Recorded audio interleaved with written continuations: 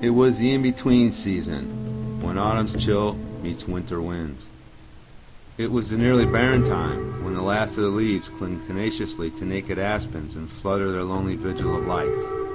It was then, when time was rumored to open its mystical window, that I felt magnetically drawn to the deep woods for a communion in solitude. The forest floor was thickly layered with a rainbow of colored leaves. I shuffled through them, feeling the lush softness of the ground through the soles of my worn moccasins. In the air, the scent of wood smoke wafted like a summer mist. The sweet natural fragrance of pine perfumed the surround like the heady incense filling Merlin's hidden cave. Nearby an elk bellowed. The sound echoed through the mountains and gave a heedful warning to his herd. I smiled. I smiled for the scents and sounds of my mountain wood lifted my heart like nothing else could. My spirit sang a song of freedom, and it opened itself wide to every sensual essence nature wished to share with me. The dust-time sky was a spectral pallor of gray when I suddenly came upon the clearing, and my spine tingled at what my eyes then beheld. I froze in mid-stride while the mind frantically searched for a reason, for some semblance of logic. I snuck a furtive glance behind me. Everything was as it was before. Turning forward again, my scalp crawled with the eerie scene my eyes were resting upon. With a thundering heart, I slowly reached out with a trembling hand, testing the vibration of what was ahead. Nothing unusual, nothing different yet. How could this be? And very respectfully, my footfalls took a slow-motion step through the open window of time. The living force of a pervading power was felt, for I had stepped into a place where only the creatures of the night were permitted to tread unchallenged. I had stepped into the season of another time, the one called the bitter moon of the moaning wind, the in-between time when nature holds its breath, the still pause of life between late autumn and the coming of winter snows. And it was night. It was a bright moon-filled night in the dead land alive with living power.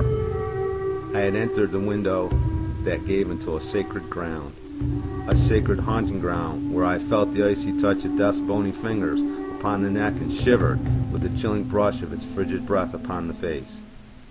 I took another step. Another and more was I drawn to take.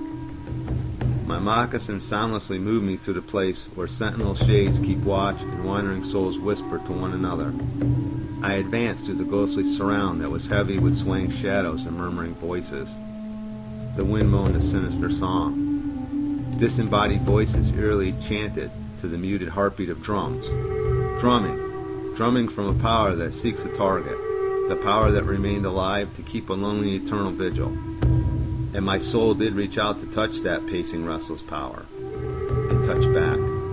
For these precious few magical moments, my presence was accepted. My eyes raised to respectfully scan the object erected beside the naked silhouette of the oak's twisted skeleton. The grim platform rested on gnarled poles where the womb of eternal sleep sheltered the frozen bones of one who once was. The eerie shroud of blue moonlight reflected upon the one laid out in his final glory, and tears of a distant memory flooded my eyes as I dared to touch the dark hairs of the funeral bearskin robe that quivered with the bitter breeze. Inaudible breathing was perceived above the subtle drumbeats, heard through the electrified atmosphere.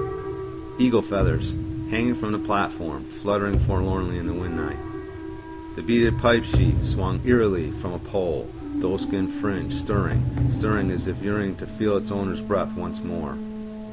A medicine bundle, covered with intricately quilled designs that seemed to pull at my memory, rested alongside the owner's handmade weapons. The warrior shield ominously swung and scraped against its bony standing pole, the sound sending a hair-raising chill through the embalmed stillness. A shiver rippled through me when a distant coyote howl cracked the frozen air.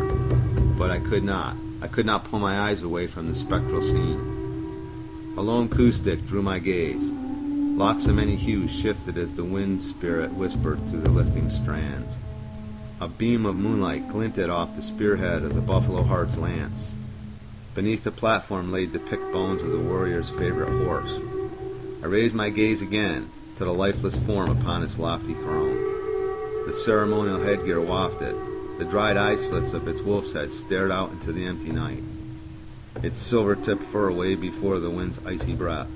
In the blue moonlight it looked like a thing alive, breathing, waiting. My heart had a great bleeding wound for this warrior I had known so well in a time past, and in my deep sorrow I reverently backed away from the sad platform. Slowly I backed away from the haunted clearing and all it held within its hallowed sacred ground. Once I stood in the tree line again, I bowed my head to pray. A lone tear escaped from closed lids, another followed, and more fell.